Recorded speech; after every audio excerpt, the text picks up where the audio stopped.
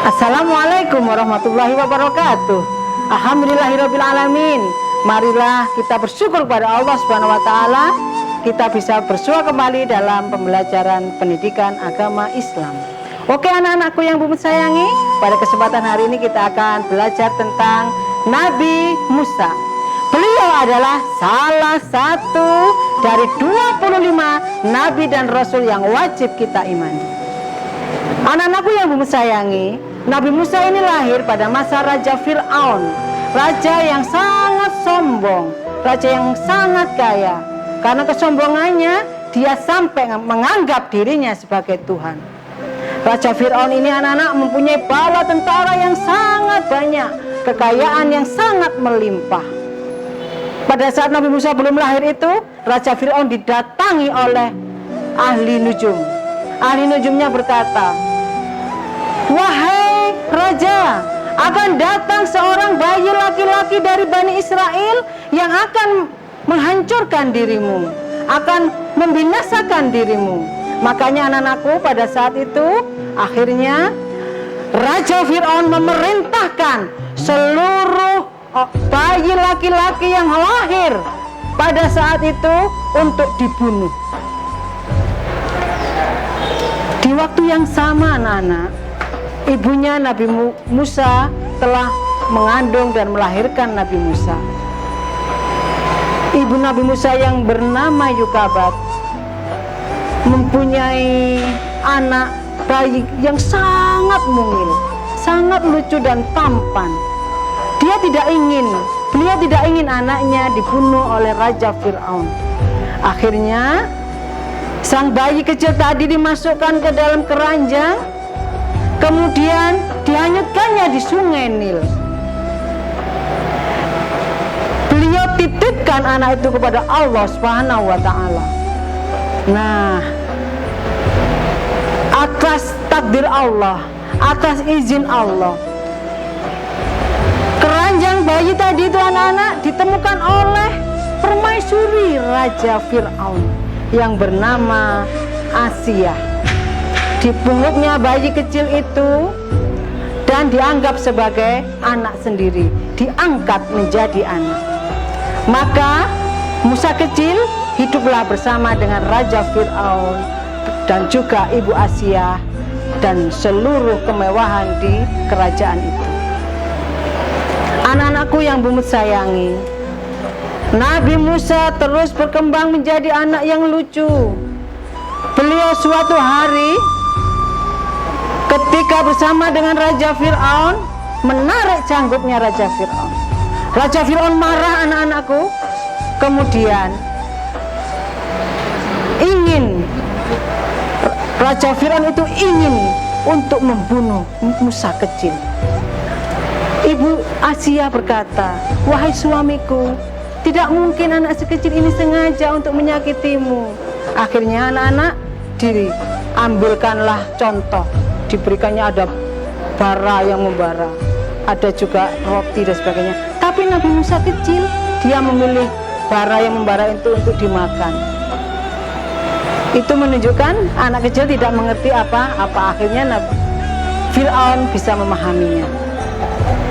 Ketika agak besar anak-anakku, Nabi Musa pergi dari kerajaan. Nabi Musa pergi ke negeri Madian. Di sana beliau ketemu sama putri Nabi Syuaib, kemudian dibantu untuk mengambil air. Nah, putri Nabi Syuaib berkata kepada ayahnya supaya orang itu dijadikan pegawai. Akhirnya anak-anak Nabi Musa hidup bersama dengan Nabi Syuaib di Madian. Dan berjalannya waktu dinikahkan dengan salah satu putri dari Nabi Syuaib. Setelah lama di negeri Madian, Nabi Musa kembali ke Mesir. Dia menyeru kepada Fir'aun untuk menyembah kepada Allah Subhanahu wa taala. Akan tetapi Fir'aun tidak mau. Tidak ada yang patut disembah selain aku, kata Raja Fir'aun. Kamu dulu saya yang membesarkan, sekarang berani-beraninya mengajak aku untuk menyembah kepada Tuhanmu. Yang patut disembah hanyalah Raja Fir'aun, bukan siapa-siapa. Itu katanya Raja Fir'aun. Akhirnya anak-anak, terjadilah peperangan. Nabi Musa didatangkanlah sama Raja Fir'aun itu, tukang-tukang sihir di negeri itu. Tukang-tukang sihir itu membuat tali-tali itu bisa menjadi ular. Menjadi ular yang sangat banyak. Akhirnya anak-anak, Nabi Musa tidak kekurangan akal. Beliau mengangkat tongkatnya. Tongkatnya dilemparkan dan tongkatnya bisa menjadi ular. Ular yang besar itu memakan ular yang kecil-kecil yang dibuat oleh tukang sihir Raja Fir'aun. Akhirnya anak-anak, katanya tukang-tukang sihir itu, saya beriman kepada Tuhan Nabi Musa dan Harun. Oke anak-anakku yang Bumut sayangi, tidak sampai di situ. Raja Fir'aun sangat marah kepada Nabi Musa, sehingga dia terus-menerus mengajak Nabi Musa untuk bisa menyembah dirinya sebagai Tuhan. Dia tidak ingin menyembah Allah, tapi dia ingin dia yang disembah. Maka anak-anak, Nabi Musa terus berlari dari kejaran Raja Fir'aun.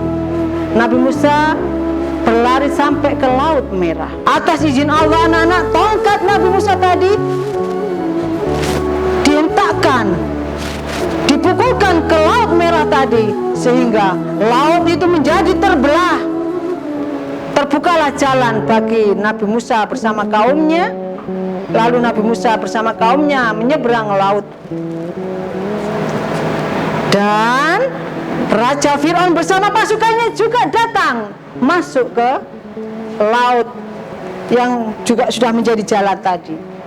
Sesampainya di seberang sana, di seberang lautan, Nabi Musa memukulkan kembali tongkatnya sehingga jalan tadi menjadi tertutup dan menjadi laut kembali. Dan Raja Fir'aun bersama dengan pasukannya tenggelam di lautan dan semuanya binasa.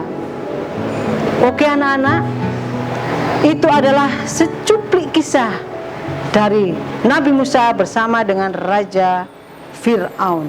Akhirnya Raja Fir'aun bersama pasukannya binasa di laut.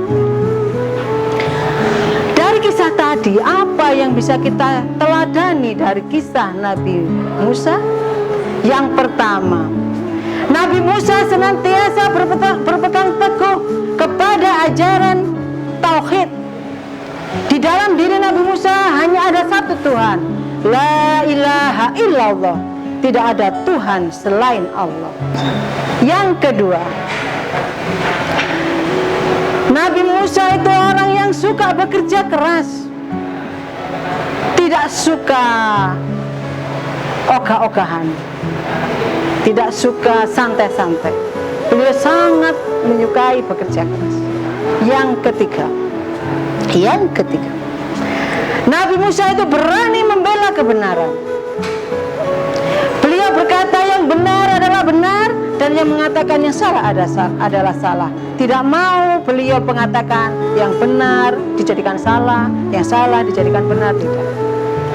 Yang selanjutnya, Nabi Musa selalu bertobat apabila telah melakukan kesalahan. Beliau selalu mengakui apabila memang beliau melakukan kesalahan. Beliau itu pantang menyerah. Beliau tidak pernah menyerah apapun yang terjadi pada kaum Bani Israel. Beliau selalu sabar menghadapinya. Dan Nabi Musa mempunyai ketabahan, kesabaran yang sangat luar biasa, sehingga beliau masuk di dalam ulul azmi, Nabi dan Rasul yang memiliki kesabaran dan ketabahan yang sangat luar biasa.